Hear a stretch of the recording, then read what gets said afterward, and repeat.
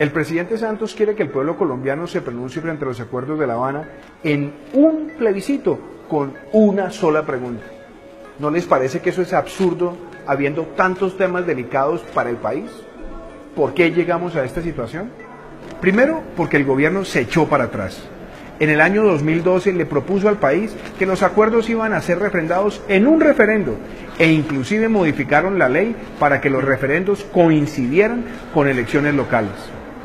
¿Qué pasaba con los referendos? Que los referendos necesitaban un voto informado, donde muchos de los puntos estuvieran desagregados por preguntas para que todos nosotros pudiéramos pronunciarnos. Pero adicionalmente, los referendos exigen que participe el 25% del censo electoral según lo demanda la Constitución. Como el gobierno se dio cuenta que no tenía la capacidad ni las mayorías ciudadanas para sacar eso adelante y que un voto informado desagregado por puntos implicaba que los ciudadanos pudiéramos decir lo que no nos gusta de los acuerdos, decidió cambiar y ahora nos propuso un plebiscito. ¿Por qué? Porque podía modificar la ley, pero el plebiscito tiene muchas trampas. La primera trampa fue que bajaron el censo electoral necesario para aprobar un plebiscito del 50% al 13% por el sí. Fuera de eso, no hay voto en blanco, es decir, los ciudadanos que se sientan que no tienen una posición clara no van a poder pronunciarse. En tercera medida, impidieron que las campañas fueran financiadas con dineros públicos para el sí y para el no, siendo campañas austeras. Y tampoco aceptaron la prohibición de la publicidad estatal que logramos la aprobación en el Senado para que no se tergiversara la opinión del ciudadano con recursos que entraran por otra vía por parte del Estado. Dicho eso, también se le permitió a los funcionarios públicos para que hagan campaña.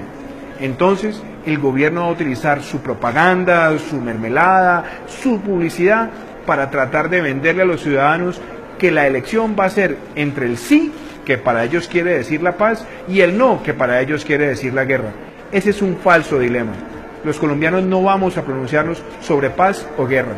Vamos a pronunciarnos sobre si los acuerdos de La Habana son realmente buenos o no para la nación.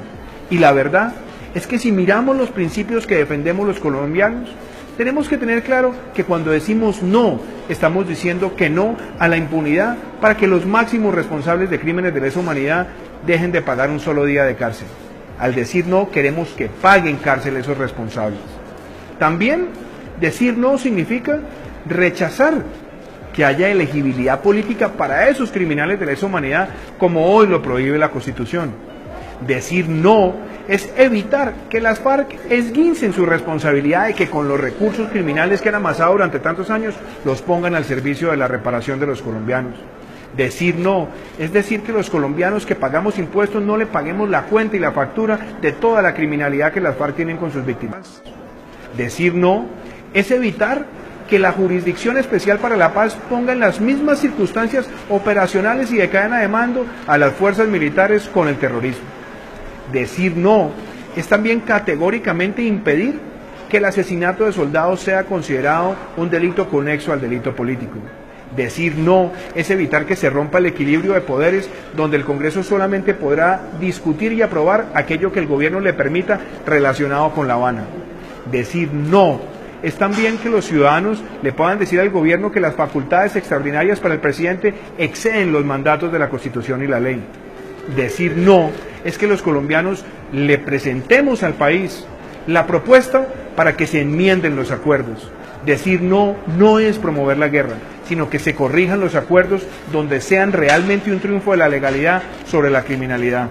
Y lo más importante, decir no es que las FARC aprendan del pueblo colombiano el mensaje de que ser pillo no paga. Soy el senador Iván Duque y los invito a que conscientemente entendamos que decir no no es aplaudir la guerra, sino defender la paz basada en la legalidad.